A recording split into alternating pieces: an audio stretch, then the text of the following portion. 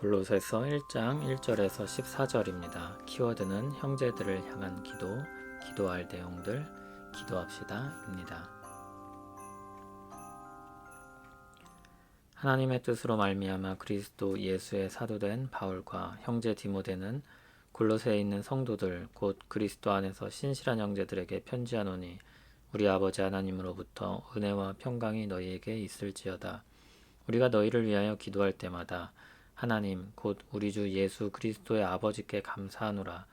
이는 그리스도 예수 안에 너희의 믿음과 모든 성도에 대한 사랑을 들었음이요 너희를 위하여 하늘에 쌓아둔 소망으로 말미암음이니 곧 너희가 전에 복음 진리의 말씀을 들은 것이라.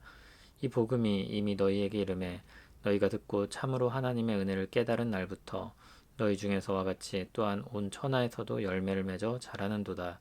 이와 같이 우리와 함께 종된 사랑하는 에바브라에게 너희가 배웠나니 그는 너희를 위한 그리스도의 신실한 일꾼이요 성령 안에서 너희 사랑을 우리에게 알린 자니라. 이로써 우리가 듣던 날부터 너희를 위하여 기도하기를 그치지 아니하고 구하노니 너희로 하여금 모든 신령한 지혜와 총명에 하나님의 뜻을 아는 것으로 채우게 하시고 주께서 합당하게 행하여 범사에 기쁘시게 하고 모든 선한 일에 열매를 맺게 하시며 하나님을 아는 것에 자라게 하시고 그 영광의 힘을 따라 모든 능력으로 능하게 하시며 기쁨으로 모든 견딤과 오래 참음에 이르게 하시고 우리로 하여금 빛 가운데서 성도의 기업의 부분을 얻기에 합당하게 하신 아버지께 감사하게 하시기를 원하노라. 그가 우리를 흑암의 권세에서 건져내사 그의 사랑의 아들의 나라로 옮기셨으니 그 아들 안에서 우리가 속량 곧 죄사함을 얻었도다. 아멘. 오늘부터 골로새서를 보겠습니다. 골로새서 역시 감옥에서 쓴 서신 중에 하나입니다. 바울은 그리스도 예수로부터 부름받은 사도라고 자신을 소개합니다. 자신의 사도됨은 하나님의 뜻으로 말미암은 것입니다. 자신의 권면이 개인적인 조언이 아니라 신적인 권위를 가지고 있다는 의미입니다. 다시 말해서 교회를 향해서 주신 메시지라는 것을 밝히고 있는 것입니다. 이 편지를 형제 디모데와 함께 전합니다. 그리고 골로새에 있는 성도들, 곧 그리스도 안에서 신실한 형제들에게 편지합니다. 시적인 권위를 가지고 말을 하면서도 성도들과 수평적인 관계에 있는 한 형제로서 말하고 있는 것입니다. 다른 서신을 보면 어디에 있는 교회다 라고 말을 하는데 여기서는 형제라고 말하면서 디모데와 골로새에 있는 성도들과 자신을 하나 된 사람들로 묻고 있습니다. 간단히 정리하면 그리스도의 사도가 그리스도 안에서 형제된 사람들에게 말하는 것입니다. 먼저 기도할 때마다 하나님께 감사하다는 말을 전합니다. 그가 들은 것이 있기 때문입니다. 4절을 보면 사도 바울은 골로새 성도들의 믿음과 사랑을 들었습니다. 그리스도 예수에 대한 믿음, 성도들에 대한 사랑입니다. 5절에서 말하듯 믿음과 사랑은 소망을 가진 자에게서 나오는 것입니다.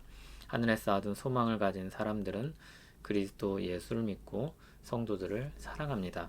그 소망은 복음, 곧 진리의 말씀을 들은 것으로부터 나옵니다. 6절에 복음에 대해서 덧붙이는 말이 나옵니다. 복음은 하나님의 은혜를 아는 것입니다. 그리고 온 천하로 퍼져나가 열매를 맺어 자랍니다.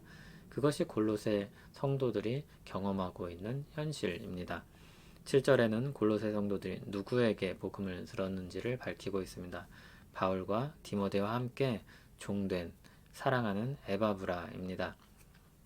이것은 에바브라를 높이기 위함이 아니라 그에게 사람들을 종속시키려는 것이 아니라 우리와 함께 종되었다고 하였으니 그리스도 안에서 한 형제인 것처럼 그리스도로 말미암은 한 복음을 강조하는 것입니다. 그리스도 안에서 같은 복음을 가진 형제입니다. 계속해서 이 부분이 강조됩니다. 이를 위해 에바브라가 그리스도께 부름을 받아서 신실하게 이를 감당하였고 또 그들의 사랑을 사도에게 전해주었습니다. 그렇게 복음이 흘러가고 퍼져나갑니다. 에바브라는 골로새 출신입니다. 복음이 에바브라에게 그리고 그를 통해서 골로새 지역으로 흘러들었습니다. 그 복음은 사랑으로 열매를 맺어서 그 소식이 다시 에바브라를 통해서 사도와 온 교회에게 전해졌습니다. 그러한 가운데 사도는 기도합니다. 9절을 보면 그들에 대한 소식을 들은 날로부터 계속해서 기도했다고 말합니다. 서로의 소식을 듣고 함께 기도하는 형제들, 그것이 바로 교회입니다. 무엇을 위해 기도합니까? 하나님의 뜻을 아는 것으로 채우게 하시기를 기도합니다. 골로새서에서는 하나님의 뜻이 무엇인지에 대해서 이후에 더 자세히 이야기할 것입니다. 13절, 14절에 보면 이것이 요약적으로 기록되어 있습니다. 그들이 알고 새겨야 할 뜻은 다름 아닌 복음입니다. 먼저 흑암의 권세에서 건져낸 것입니다. 죄로 인해 지배를 받고 있는 상태에서 구출한 것입니다. 다음으로 사랑의 아들의 나라로 옮겨진 것입니다. 죄의 지배에서 주님의 지배를 받는 쪽으로 옮겨졌습니다. 소속이, 통치권이, 영향권이 바뀐 것입니다. 흑암의 지배와 달리 주님의 통치는 사랑의 통치입니다. 마지막으로 그리스도 안에서 죄사함을 얻었습니다. 죄사함이라는 말은 속량이라는 말로 바꿔 쓰기도 합니다. 노예를 돈을 주고 사오는 것입니다. 그리스도의 피로 값주고 우리를 사신 것입니다. 구원의 은혜를 베푸신 하나님의 뜻을 알기를, 그래서 소속이 바뀌었다는 것을 알기를 기도합니다. 여기로부터 모든 새로운 삶이 시작됩니다. 다시 10절로 올라가 보면 하나님의 뜻을 아는 것으로 체험을 받아서 실제로 그렇게 살고 그 삶이 하나님께 기쁨이 될 것을 바라며 기도합니다. 주님께 합당한 삶을 사는 것입니다. 그것은 다른 말로 모든 선한 일에 열매를 맺는 것입니다. 거기에서 하나님은 우리를 기뻐하실 것입니다. 또 그 삶에는 성장이 있습니다. 10절 뒷부분을 보면 하나님을 아는 것에 자라게 하시고 이렇게 기도합니다. 계속해서 하나님을 알아가는 것입니다. 전인격적으로 경험적으로 하나님을 알아가는 것입니다. 하나님이 자신을 사랑하고 보호하신다는 것이 정말이라는 것을 경험하여서 아는 것입니다. 또 이 삶에는 인내가 있습니다. 11절을 보면 모든 견딤과 오래 참음에 이르게 하기를 기도합니다. 그런데 이러한 신자들의 인내는 다음과 같은 특징이 있습니다. 먼저 이 인내는 하나님의 영광의 힘으로부터 나오는 능력입니다. 하나님이 주시는 힘으로 견디는 것입니다. 그리고 기쁨으로 견디는 것입니다. 하나님이 주신 소망과 능력이 있기 때문입니다. 주 안에서 이렇게 견디는 자들에게 결실이 있을 것입니다. 마지막으로 감사가 있습니다. 12절을 보면 하나님 아버지께서 빛 가운데서 성도의 기업을 얻기에 합당하도록 하셨습니다. 어둠 가운데 있는 자들을 빛으로 부르셔서 속하게 하시고 거룩한 자들로 부르셔서 하나님 나라에 합당하게 하셨습니다. 그 은혜 가운데 거하는 자들에게 당연히 감사가 나오지 않을 수 없는 것입니다. 사도는 이렇게 기도하면서 골로새 형제들을 향해서 편지하고 있습니다. 여러분은 평소에 어떤 기도를 드리십니까? 사도의 가르침을 따라서 이 기도를 함께 드려보길 바랍니다. 우리의 기도를 풍성하게 할 것입니다. 무엇보다 하나님의 뜻을 따라서 기도하는 것이 무엇인지 우리는 이 말씀을 통해서 배울 수 있습니다. 내용이 많은데 사도가 기도한 것들을 다시 한번 정리해 보겠습니다. 첫째, 우리가 계속해서 하나님을 지식과 경험으로 알아가기를 기도합니다. 지식으로 알게 된 것을 마음으로 믿고 그것을 우리 삶에서 경험적으로 알기를 기도합니다. 예를 들어서 김밥을 안다고 해보시죠. 김밥을 만드는 재료와 요리법을 압니다. 그런데 그것은 아직 덜 아는 것입니다. 김밥을 그렇게 만들면 맛있다는 것을 알고 믿어야 합니다. 그리고 그것을 믿는다면 해봐야 합니다. 그리고 그것을 먹어봐야 합니다. 그래서 각 재료가 어우러져서 입에서 느껴지는 그 달달하면서도 상큼하고 짭조름한 그 맛을 경험해야 합니다. 그제서야 정말 김밥을 아는 것입니다. 하나님에 대해서 알고 계십니까? 그분을 하나님이 계시하신 뜻을 따라서 더 알아가기를 바랍니다. 하나님이 알려주신 것들이 사실인지 확인하고 그것을 누리기를 바랍니다. 둘째, 이 땅에서 순종하는 우리 삶이 하나님께 기쁨이 되기를 기도합니다. 우리를 구원하시고 사랑하시는 하나님께서 무엇을 기뻐하십니까? 하나님께 합당하게 행하는 것을 기뻐하십니다. 간단히 말해 순종이라고 할 수 있습니다. 하나님의 뜻을 알아가고 그것들을 따라서 순종합니다. 하나님의 기쁨이 되길 기도합니다.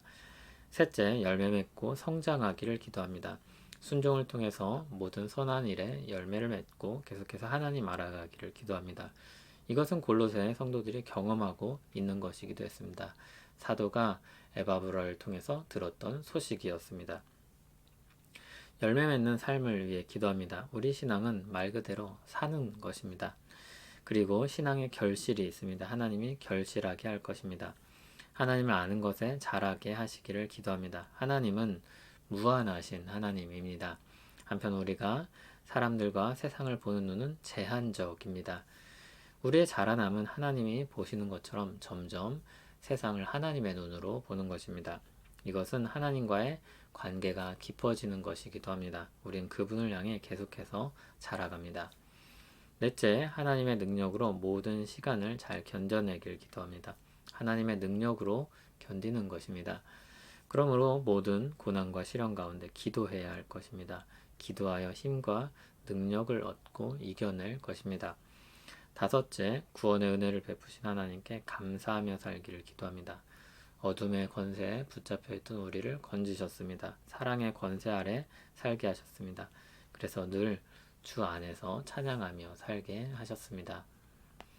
무엇이든지 그의 뜻대로 구하면 들으심이라고 하였습니다.